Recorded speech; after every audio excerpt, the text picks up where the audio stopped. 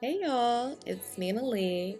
I'm writer and director of Artistic, and this is my interview with Atlanta Decoded.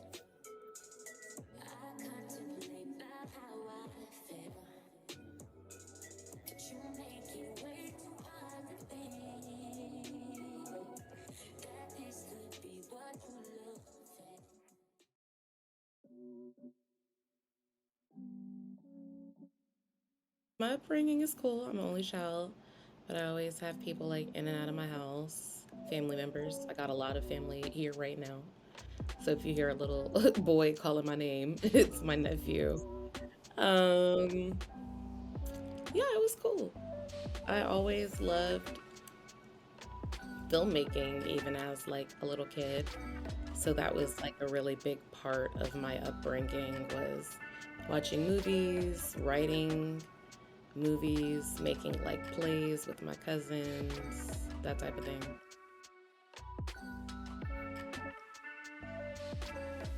I don't even know if I knew it was like an option of something I could do with my life. Um, it was just something that I did for fun. And as I started getting older, I realized, like, okay, this is actually what I'm trying to do forever.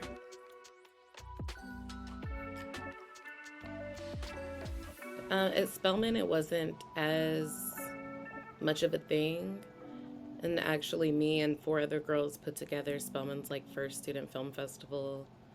Um, did some other stuff, just filmmaking wise too, just trying to have more of an impact with film on campus. And actually, now it's like a really big part. So there's like a what's it called? A major and a minor in filmmaking.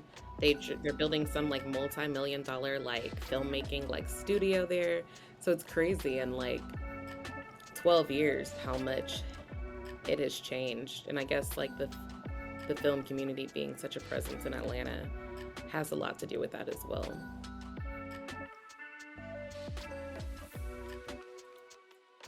Yeah, so I guess the first student film I made was in high school because I went to a high school for filmmaking too. And so we made this scary movie called The Music Box. I've lost all of it. I'm really so sad. I've lost like every movie I made up until like college. Our professor like told us to put it on YouTube, and YouTube had just become like a thing, and we just didn't do it because we had like our DVD, and we were like, we have a DVD, and that DVD is nowhere to be found now. Yeah, no, stupid. But yeah, it was a horror movie called The Music Box.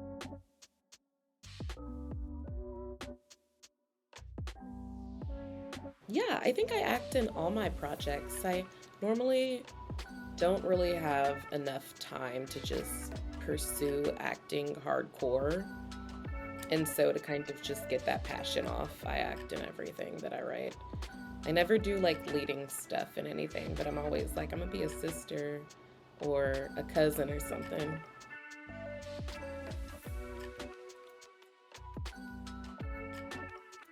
It was so trash.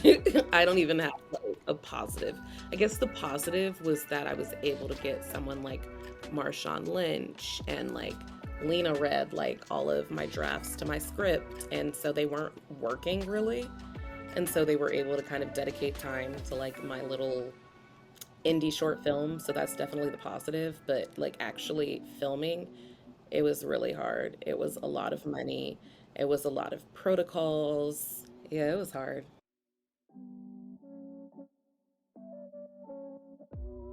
I had a web series years ago, like 2017, called The Girls Room, and nothing really happened with it. It just kind of we never even really released an episode. We just released a bunch of teasers. Never released a full episode. But everything that we all the teasers and stuff would go like viral, so it kind of like made its place in the world a little bit. And so in 2020, Lena Waithe announced that she had a show coming out called The Girls Room, and I didn't really think that much about it. I was just like, we should have kept it going. Like, a good idea. If you've got a good idea, someone else got it too. But the internet was just like, oh, nah, you stole this show from Nina Lee. And I was like, wait, guys, like, I am still trying to make it in this industry, and y'all about to get me canceled, like, before that can even happen. But it just turned out to kind of be a blessing. Like, I got to meet Lena, got to realize that it was more so um like a great minds type of thing. And I was looking for money for my short film, and I hadn't raised like $1.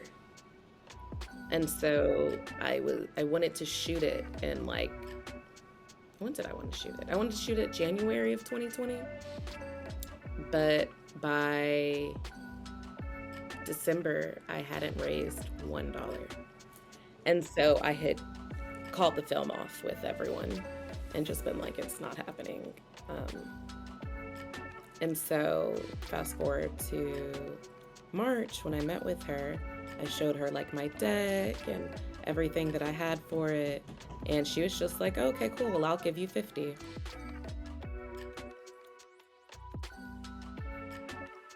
No, never. No, a lot of hurt and pain around that project too. But all in all, it's just like my favorite. And I hate that things didn't go the way we imagined, but it'd be like that.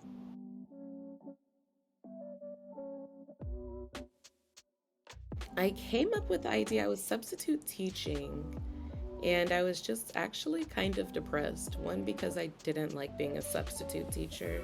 I thought I was going to get a job like in the industry. And then I was also really upset because I had a family member that had relapsed on drugs. And so I was dealing with that. And I started subbing in the special needs classrooms because no subs would, they had a hard time getting subs to go into those classrooms.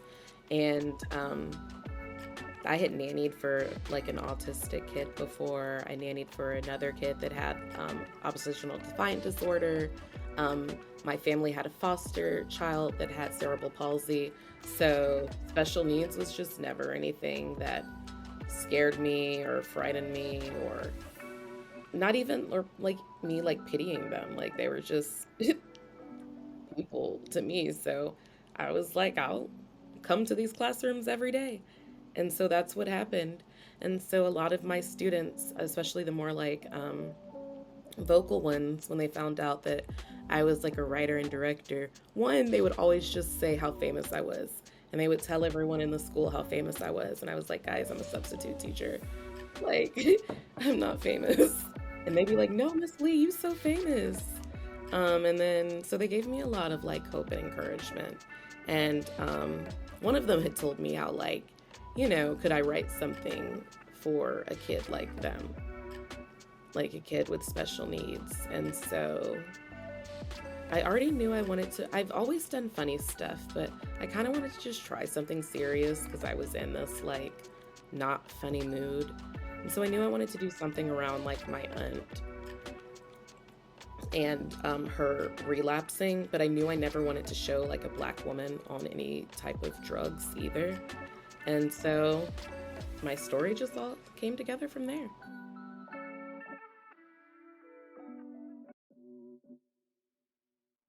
Oh, she is such a star. Yeah, Facebook.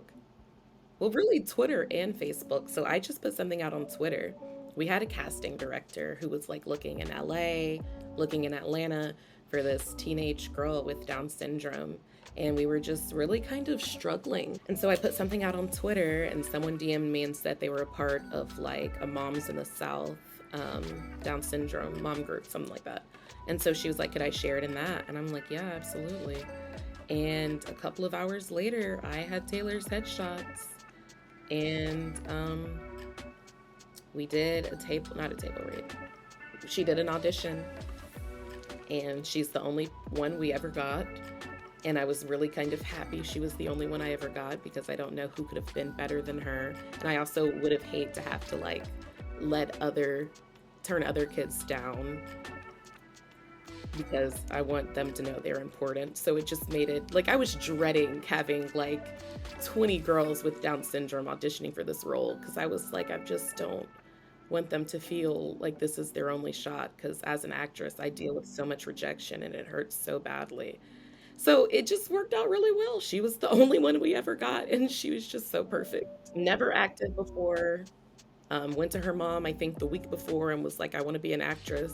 And so her mom was just like, she said, like, in her head, she wasn't sure if Taylor would ever get to really act, but she went ahead and like had some pictures taken of her and stuff anyway. And then a week later, she's cast in a Lena Waithe executive produced film starring Marshawn Lynch. So listen to your kids.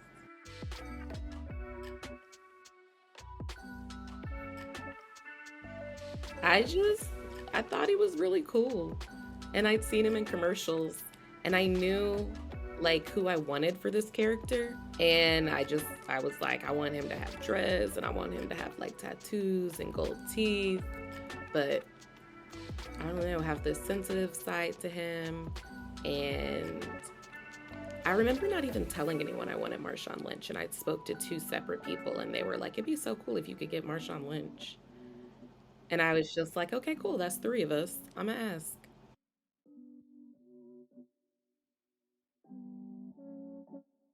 I think for me, it's more of a really funny moment, but it just felt really full circle for me. But Taylor was like a diva, and I loved it. And so she wanted everyone to really cater to her.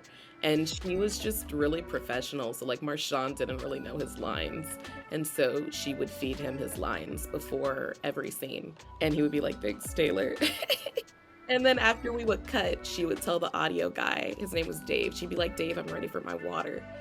And he'd be like, I do audio, Taylor. And she'd be like, Dave, I said my water. And he'd be like, got it. And he'd go and get her like water. It was really cool to be able to see her feel like comfortable enough to be herself and just how amazing she knew her lines. It just made me really excited. I just thought about like all my students. And my original goal was for my students to be like PAs and to have like a directing assistant, and everyone had special needs, but because of COVID, I wasn't able to do that.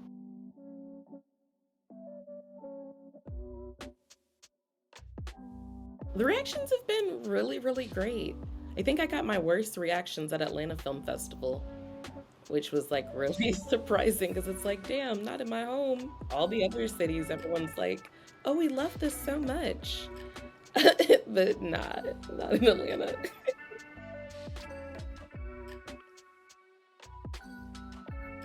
To me, I think the criticism is really important, even though it does hurt my feelings, because I just want to know how, what, if it's good, it's good. And I just want to know how to become a better director moving forward. And so some of it I didn't agree with, but some of it I was like, yeah, I wish I had done that too. Cool. Now I know that I should have trusted my gut. So I think I kind of liked the criticism of it. Yeah, when it's not stupid. Sometimes it be stupid shit. And you're just like, what?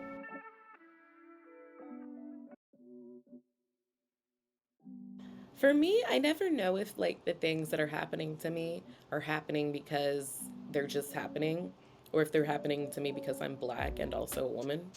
So even like, when I felt kind of like slighted on for certain festivals, I'm like, well, is this just how it is?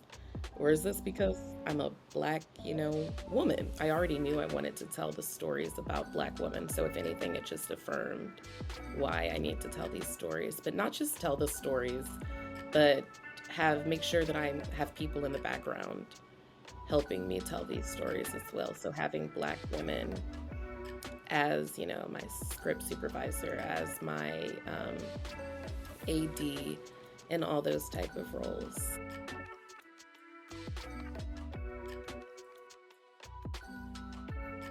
I mean, I'd rather be in Atlanta because I just like it here, but not because of my career.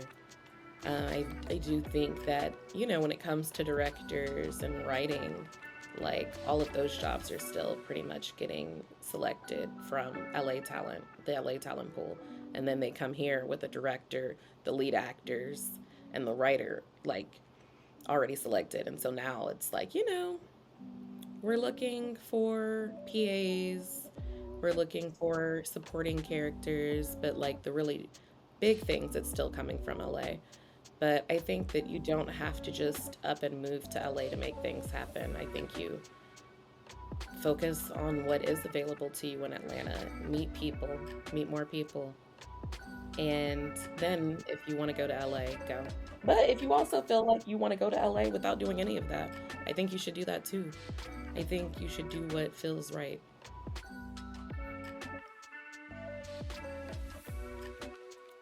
It's really devastating.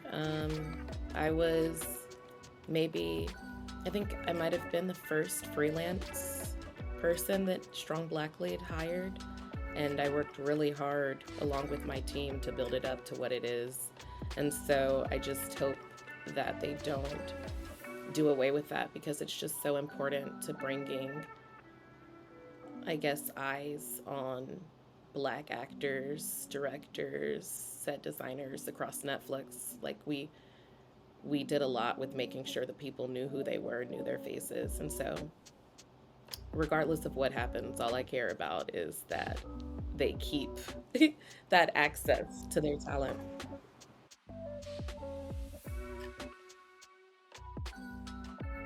Yeah, so it's called Mary Maria. It's a feature that I've written. I've entered it in a few festivals, put it on like the blacklist. It gets really great reviews, which makes me even more excited because I would have still been excited if it got bad ones. But knowing that it's doing really well in the circuits, just as a script makes me excited. It is about a black, well, I guess biracial girl who grew up in an Amish community. And during Rumspringa, she leaves her community for the first time. She's introduced to black people for the first time. She kind of falls under their wing and hangs out with them. And at the end of her Rumspringa, she has to decide if she wants to stay on the outside or go back into her Amish community.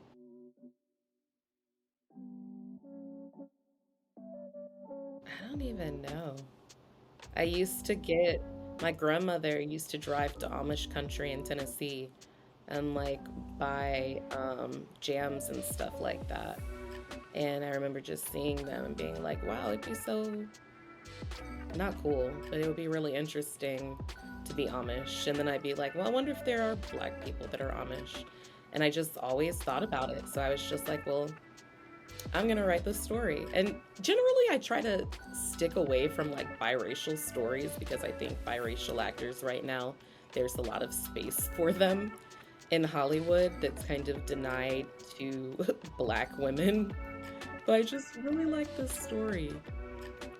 And even in my script, though, even though she is biracial, I have a lot of friends that are biracial, but like they're darker than me, they have coily hair, and so I was like, that's kind of like an interesting aspect to being biracial that you don't always see. Like if you're biracial, but you just look black, and so she's biracial, but she's just gonna look black.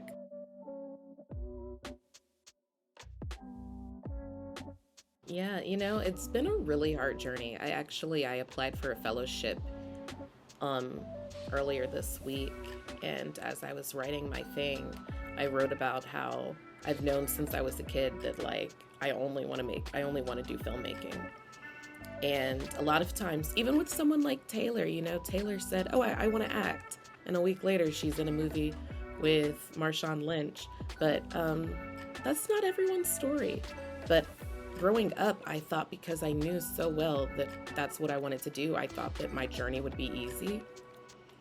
And it was just never easy for me. I never really had like that moment. I've had to work so hard just to get like an inch ahead. And so I think for me, I just want to show people that I read this quote from this like Twitter pastor person, and it was like, when God gives you a passion, God is going to open up every door for you. And that's true, but I think sometimes it can take a while for those doors to open, and you have to knock on a lot of doors And sometimes some doors open and you realize what's inside isn't for you, and you have to go back out and you have to knock on more doors. And so I think it's important just to know that because something's your passion, it doesn't mean it's going to be easy, but it does mean that you have to stay persistent, because everything else is going to make you not feel the same joy and excitement.